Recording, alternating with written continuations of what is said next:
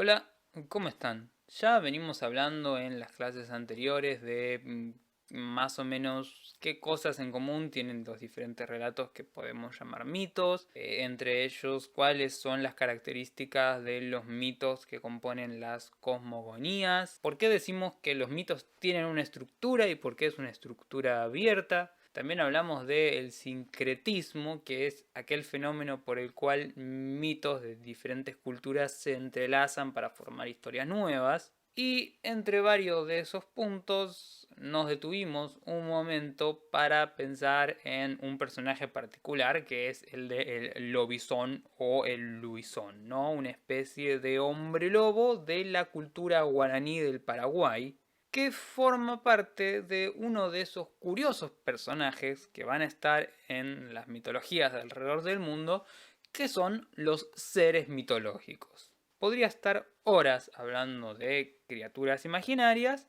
pero para centrarme en algo voy a leerles el prólogo de un manual de zoología fantástica que es el escrito por Jorge Luis Borges y publicado en este caso, que es una reescritura, como el libro de los seres imaginarios. Esta reescritura la escribió junto con Margarita Guerrero. Borges en un principio había escrito un libro que se llama Manual de Zoología Fantástica y luego con Guerrero escribieron el libro de los seres imaginarios que agrega un par de criaturas. Pero lo que me va a interesar del libro es el prólogo, es decir, la presentación del libro, que no es otra cosa que la presentación de las criaturas imaginarias que componen la obra. Y voy a usar esas palabras para que empecemos nosotros a hablar de criaturas mitológicas.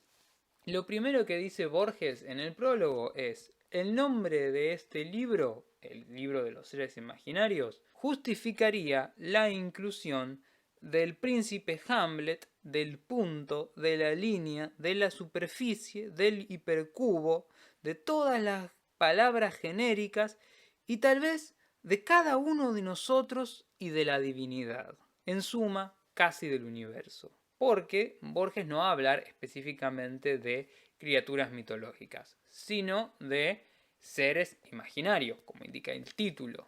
Por lo tanto, lo que hace en ese pequeño inicio del prólogo es preguntarse qué es lo que hace que algo o alguien sea imaginario.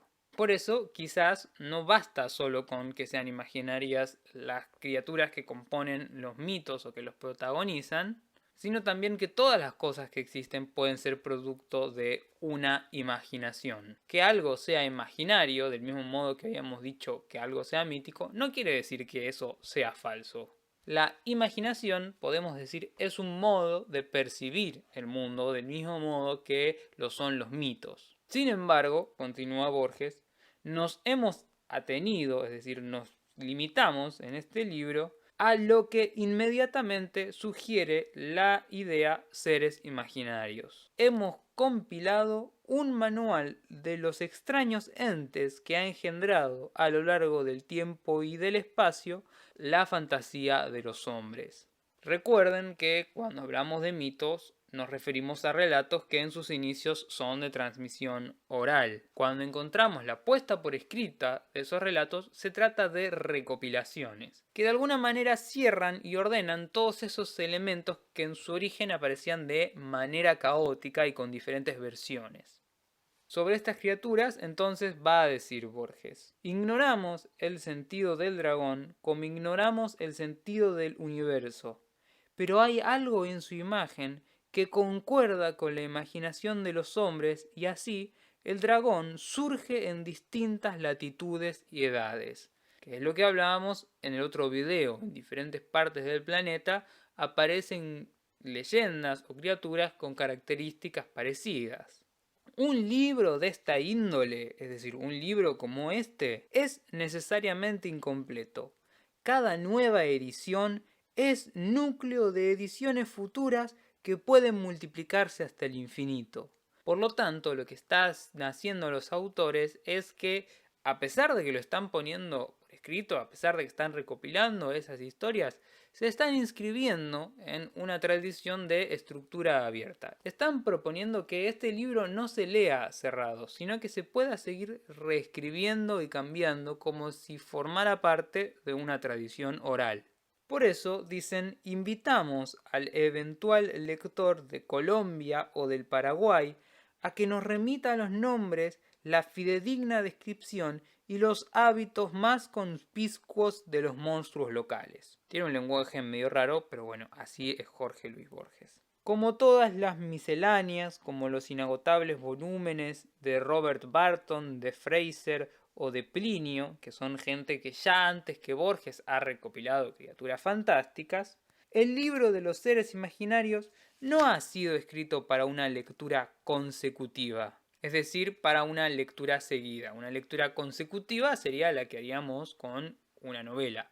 Si yo agarro una novela, la idea es que la voy a empezar y quizás en un par de días o en un par de semanas voy a ir del inicio hacia el final. La propuesta del libro de los seres imaginarios, en tanto que también es un manual, es que sea un libro de consulta. Es decir, que quizás un día yo me levanto y puedo abrir cualquier hoja y leer cualquiera de las descripciones de los monstruos que aparecen.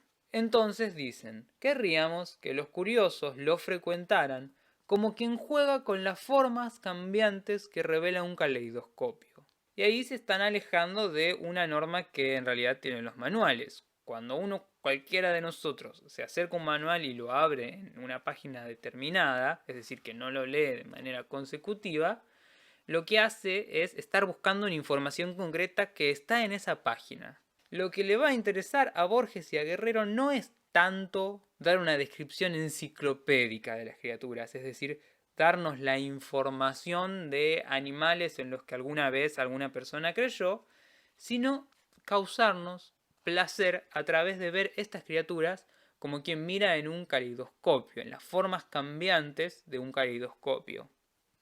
Son múltiples las fuentes de este libro, las hemos registrado en cada artículo. Que alguna involuntaria omisión no sea perdonada. Esa es una licencia que se toma Borges todo el tiempo, ¿no? Dar cosas con las fuentes no están seguras, es decir, que no sepamos muy bien de dónde las sacó o que quizás las inventó.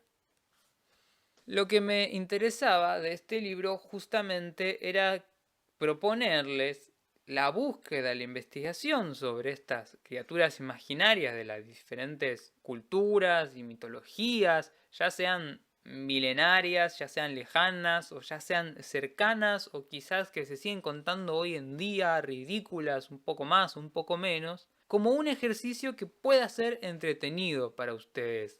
Buscar esas formas cambiantes como los monstruos que uno puede llegar a dibujar en los costados de una hoja de un cuaderno. Lo curioso, al fin y al cabo, es pensar que esas criaturas son, por lo menos en gran parte, producto de la imaginación de personas como ustedes o como yo. Incluso lo que puede pasar muchas veces es que muchos de los que llamamos animales imaginarios son en realidad animales comunes como el perro, el gato, el tigre, la ballena, el delfín, pero vistos a través de la imaginación. Por eso les decía que la imaginación está puesta ahí como un modo de ver las cosas, no tanto como un modo de decir esto es mentira.